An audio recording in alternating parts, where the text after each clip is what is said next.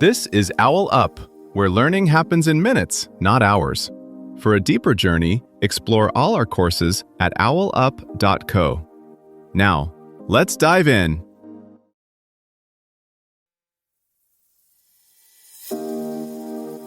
Welcome back to the History of American Innovation. I'm excited to dive into Chapter 2, where we're exploring how railroads didn't just move people and goods, but completely rewired the American landscape and changed how we thought about distance and community. Let's get into it. A single train crossing the prairie in 1850 cut a week-long wagon trip down to a single day. In that sudden silence after the train passes, there's a hidden story: how steel rails quietly rearranged where people lived, what they paid for food, and even how they told time. By the late 1800s, those tracks weren't just moving people and wheat, they were quietly redrawing the country's economic map. Think of a grocery receipt. Every line item hides a story about where something came from and how far it traveled. Railroads began rewriting those stories. Suddenly, a farmer in Iowa competed with one in New York, and a factory in Ohio could undercut a workshop in Boston. Entire towns lived or died based on whether a siding appeared on a surveyor's map. Corporate offices ballooned to manage far-flung operations, early blueprints for today's giants. Even arguments in Congress shifted, as politicians from railroad towns started fighting for freight rates the way others fought for tariffs or canals. To understand modern America's regional gaps and connections, you have to follow the old timetables hiding beneath today's highways. The hidden twist is how much of this transformation came from policy as much as from tracks.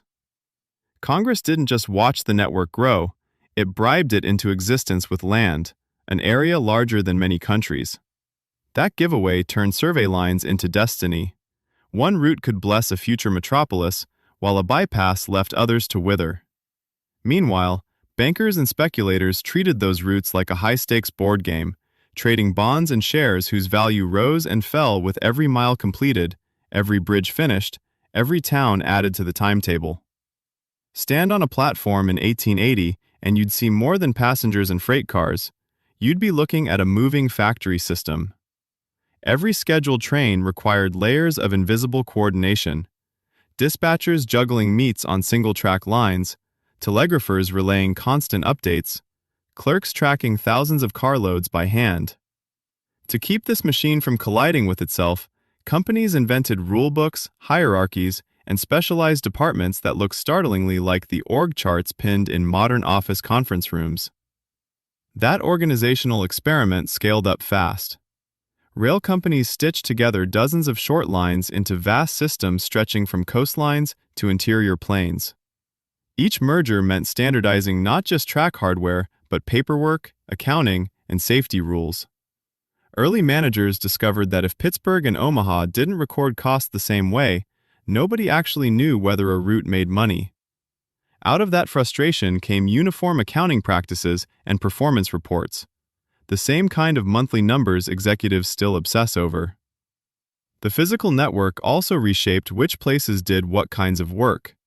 Peripheral ports and river towns found themselves leapfrogged by inland junctions where lines crossed.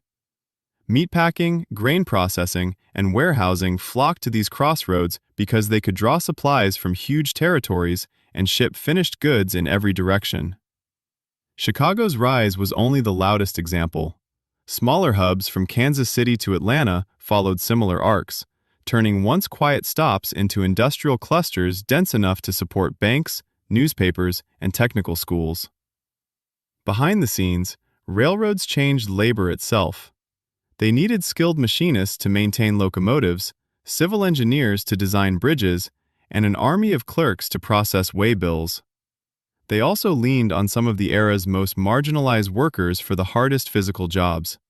Chinese crews blasting through the Sierra Nevada, black laborers laying track and working in roundhouses, immigrant section gangs keeping ballast and ties in line. Their work made the system possible, even when company records reduced them to anonymous headcounts. Your challenge this week? Whenever you see a logistics depot, a corporate HQ, or even a busy transfer station in your city, trace in your mind how it depends on some earlier decision about where lines, roads, or ports converged. And ask whose labor made that node real.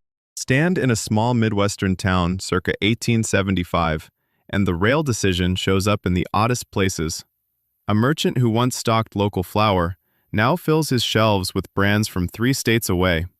His ledger suddenly tracks distant millers he's never met. A newspaper that once arrived days late now lands with presidential speeches and commodity prices current enough to move local bets on next year's crops. Those changes filtered into everyday habits. Cooks trying unfamiliar canned goods, carpenters ordering standardized nails instead of relying on a local forge, readers arguing about events they'd just read in a fresh dispatch. One way to picture it, the country's background music changed key. Before, each region hummed along to its own slow rhythm of seasons and river levels. After, timetables and rate sheets overlaid a shared beat that shopkeepers, editors, and artisans all had to follow, or risk falling out of sync with customers who now had more choices, faster news, and a wider sense of what normal prices looked like.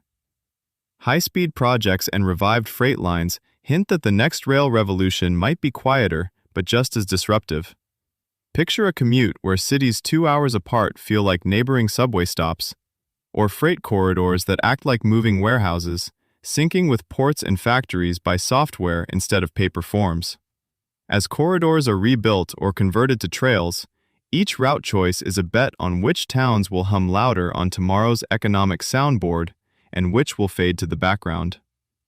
The deeper twist is that many routes we treat as natural today, interstates, trucking lanes, even airline hubs, still trace those 19th century decisions. Like roots beneath a sidewalk, old rights-of-way quietly steer where warehouses cluster, where rents rise, and which accents you hear at the corner store, reminding us that yesterday's shortcuts became today's borders. Before next week, ask yourself, 1. If a new rail line were planned through my own community's backyard, past our homes, schools, or parks, what trade-offs, jobs, noise, safety, property values, displacement, would I personally be willing to accept, and where would I draw a hard line? 2. Looking at a real rail corridor near me on a map, who benefits most from its existence today? Commuters, freight, developers, and who quietly pays the cost? Neighbors dealing with vibrations, blocked crossings, or pollution? 3. If I had to argue both for and against adding more freight or passenger capacity on one specific existing line near me, what concrete data or lived experiences, crash history, traffic delays at crossings, local business reliance, would I need to feel like my position is fair to everyone affected? This was OwlUp, your daily step forward. To keep learning with structured courses and more insights, go to owlup.co. Until tomorrow!